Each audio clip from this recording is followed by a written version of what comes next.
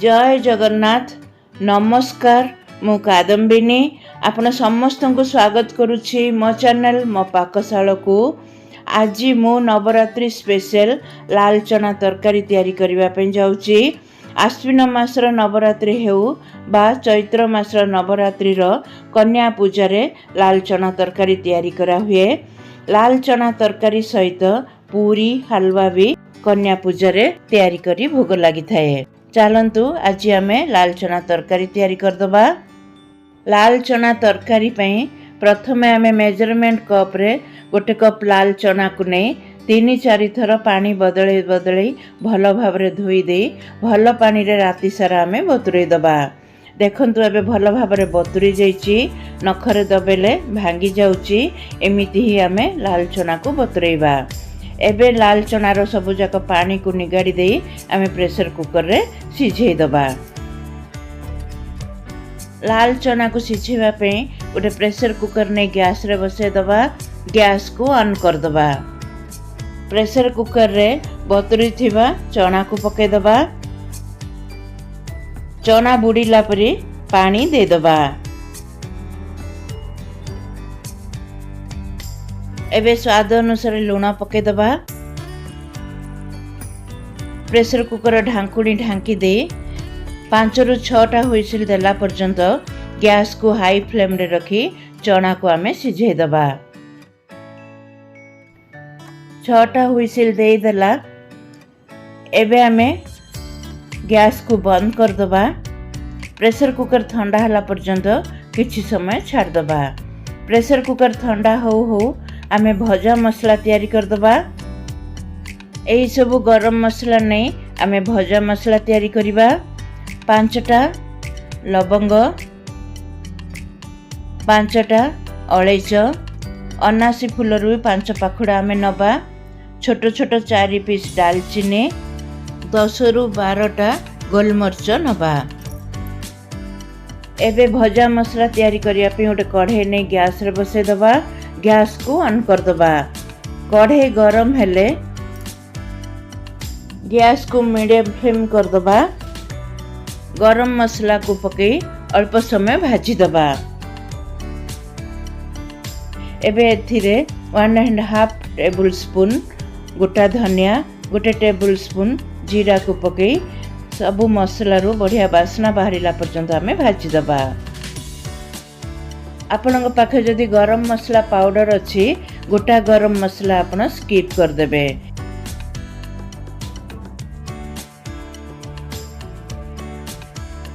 मसला रो बहुत बढ़िया बासना बाहरिलानी। मसला हमर भजा हेई गला। एबे आमे गैस को बंद कर दबा।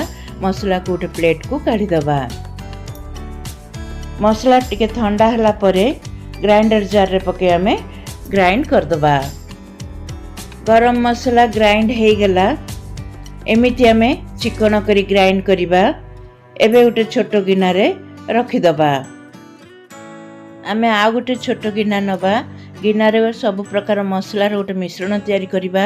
आधा टीस्पून हळदी गुंड, आधा टीस्पून लाल लंका गुंड, 1.5 टेबल स्पून आमे भाजी की रखिथिबा भजा मसला रु नबा।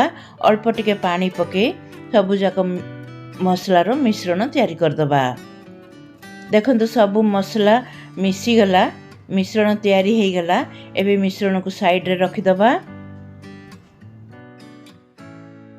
प्रेशर कुकर ठंडा हलानी कि नै चलंतु देखिबा। प्रेशर कुकर ठंडा हेई गला। एबे आमे ढांकुणी काढिबा। लाल चना सिझिछि कि नै आमे चेक करिबा।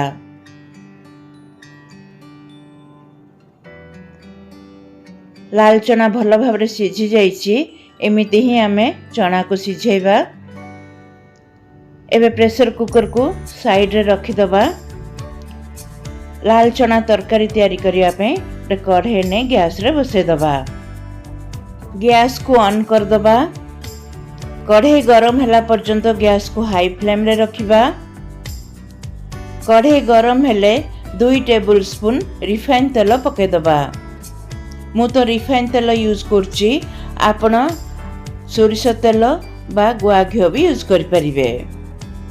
तेल गरम हो गले गैस को आम मीडियम फ्लेम करी 1 टीस्पून जीरा 1/4 टीस्पून हिंगू को पकई जीरा फुटिला पर्यंत भाजीदबा।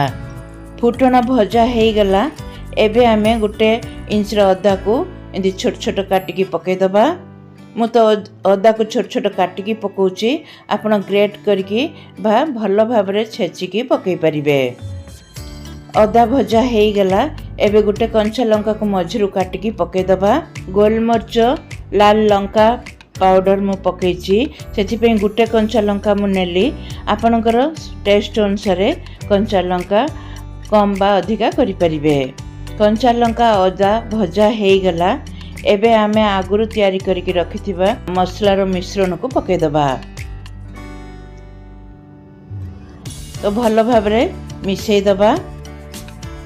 मिश्रण तैयारी करथिबा गिनारे मसला लागिची, चना सिझेबा पानी रो अल्प टिके पके दे भल भाबरे गिनाटा को धोई दे आमे मसला रे पके दबा।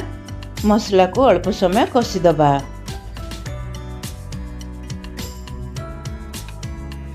मसला कसी हो गलानी एबे आमे 1 टेबल स्पून कस्तूरी मेथी को हाथ रे एमिति आमे गुंड करी पके दबा। छोट छोट काटिकी धनिया पत्र को भी पके दबा। सबु जाक भल भाबरे मिसई दबा।